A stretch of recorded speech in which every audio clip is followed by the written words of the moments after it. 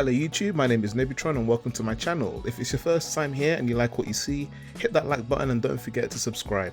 I make content on film, television and video games, so if that sounds like content you enjoy, you're in the right place. I'll be honest, I was at a bit of a loss as to what to review this week. With lockdown easing in the UK and places opening up again, I'm really looking forward to being able to get back in the cinema, but for the time being, it's really just Netflix or Amazon. And there is a ton of content there, don't get me wrong, but sometimes nothing really jumps out at you. So I was trawling Netflix looking for something to watch and I found the movie They Live, which was a little ridiculous and a little hilarious, but this movie has really aged well, and overall, it's definitely a gem. So what I'm going to do is run through the plot first, then share my thoughts on it, so stay tuned till the end for my analysis and rating. There are spoilers in this review, you have been warned. So They Live is a sci-fi made in 1988, and it stars Roddy Piper. Yeah, you heard that right, the wrestler, Rowdy Roddy Piper. Now I thought this was a bit random, so I went to the font of knowledge that is Wikipedia, and it turns out he has appeared in many movies. I don't know if any of them were good, but he was active. They Live also stars Keith David, who I feel needs no introduction as he's just a legend. I don't know what kind of horseshit monkey business has been going on down here, but that's all about to end, ladies. This is the army! Roddy Piper stars as John Nada, who is basically a drifter from Colorado who wanders into Los Angeles in search of work, and while struggling to get by, meets a buddy, played by Keith David, who invites him to a nearby shantytown community where John stumbles onto a secret resistance group who are trying to get the word out that aliens are among us. Yeah, you heard that right, and I'm gonna call them skull faces from time to time just because of the way they look. But essentially, these aliens are basically brainwashing humanity with subliminal messaging. It's in our magazines, our newspapers, through our TV sets, and it's bringing out the worst in us because it's encouraging us to reproduce mindlessly, to obey, to consume, to conform. Basically, these aliens are like hyper-capitalists. Anyway, how does this resistance group know all of this? Well, they've created these sunglasses that when you put them on, let you see all of this occurring, all the secret signs, the subliminal signaling, as well as the aliens themselves. I know how this sounds. So John stumbles upon this secret, gets the sunglasses, and his world is turned upside down as he joins this resistance movement in an effort to take down the aliens and wake the people up. So yeah, I know when I break the plot down like that, it does seem really silly, but it's actually a fun movie that has something to say, and I think it's aged extremely well. It's seen as a cult classic these days, and I can see why. But that's not to say it's perfect, it's still unintentionally funny or just bad at times. Anyway, let's talk about John Nada, the star of the show. John is definitely the strong silent type for most of this movie.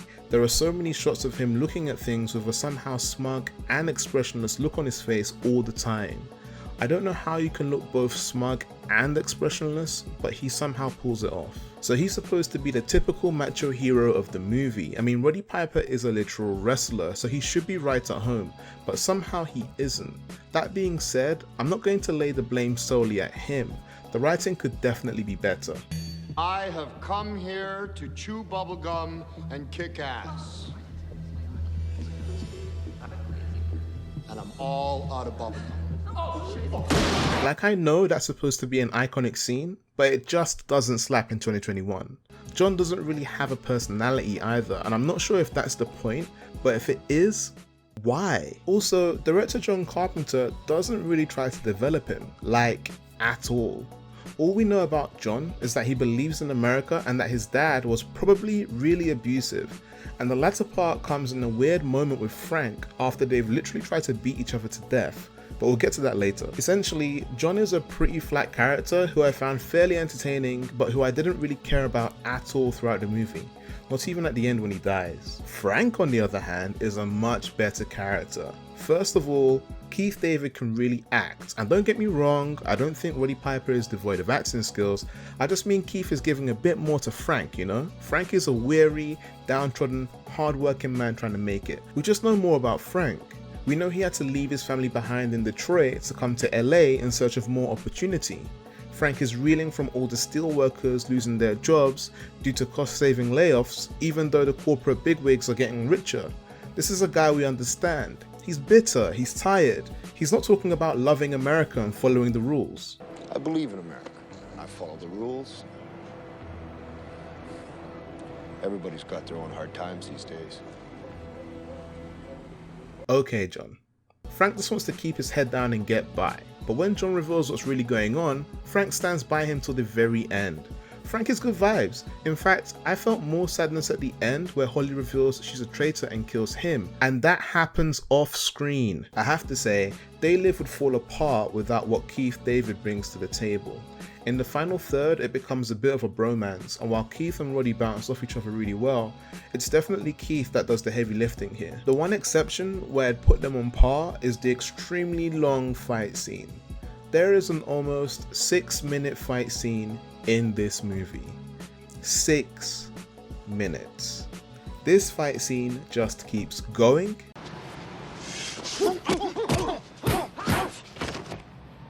and going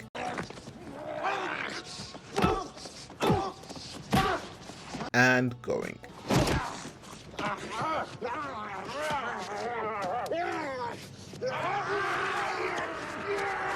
It kind of reminds me of the hammer scene from Oldboy. I say that because it feels like a real fight between two formidable juggernauts, and at first I was like, this is cool, this feels real. But it's so long that it eventually goes from impressive to unintentionally funny to a little ridiculous.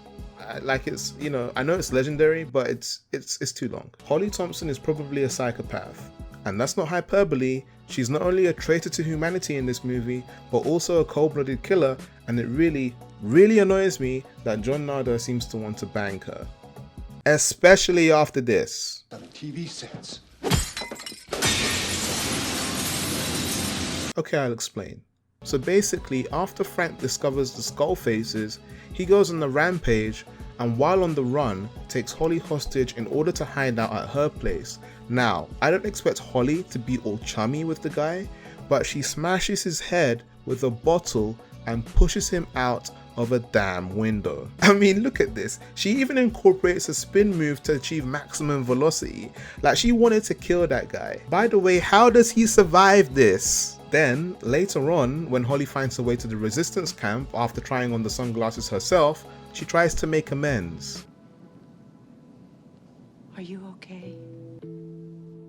What the hell do you mean you threw him out of a window? Anyway, that's all I wanted to say about Holly. She's cold-blooded. We literally know nothing about her in this movie other than the fact that her name is Holly Thompson, she's ice cold, and she has impeccable dress sense. If I'm being honest, the representation of women in this movie isn't great at all. Holly is a traitor with no backstory, and I think there are maybe 2 other women with speaking parts. Even the woman at the end, who we see riding an alien topless, which I won't show here, isn't afforded the opportunity to scream. And what about the aliens? Well, unfortunately, we don't get a chance to learn much about them, which is a real shame because I think the design is pretty cool. In fact, it's the design of the aliens that convinced me to watch the movie. If we got this movie in 2021, it would all be computer generated, so bring back practical effects, I say. But these aliens are obviously hyper advanced, and they seem to have mastered interstellar travel, which is no small feat. They've even engineered wristwatches that project portals, which is pretty wild. It was just a missed opportunity at a bit of world building and development there. The music in They Live is not great. It's the same western-like theme for almost the entire length of the movie, and it gets boring 10 minutes in. So it was a real struggle at times having to watch scenes with it blaring in the background. It's distracting and just unimaginative. Honestly, I really like They Live. It's not the perfect movie, like I mentioned before. We could do with knowing more about the aliens, and Roddy Piper isn't terrible, but he's definitely not the best lead. He doesn't quite pull off the stoic Terminator thing they were clearly going for. But the coolest thing about this movie is its timeless appeal. This is essentially a really cool critique on capitalism. There's even a scene where one of the resistance group claims the police are being turned against them because the Skullfaces call them communists. They Live wants to talk to you about capitalism.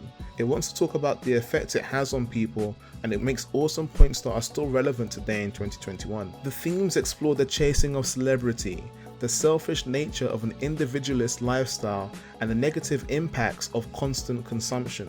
The idea of freedom being a fantasy when you are incentivized to conform and countercultures are demonized. It even mentions the negative effects on the environment. We'll do anything to be rich. Look around the environment we live in. Carbon dioxide, fluorocarbons, and methane have increased since 1958. They are turning our atmosphere into their atmosphere. Deplete the planet, move on to another.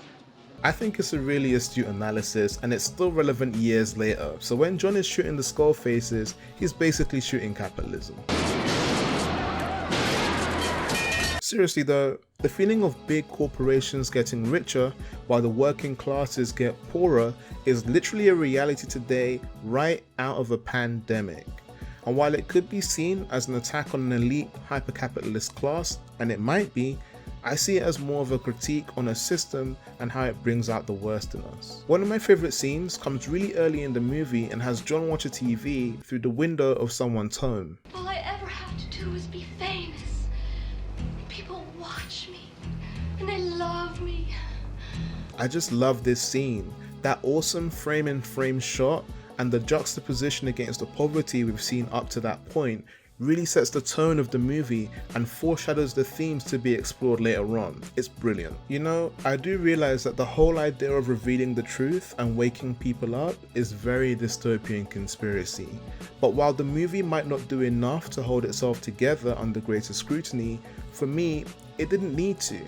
I took it for what it was and appreciated its stylish attempt at social commentary. I give They Live a 3.5 out of 5.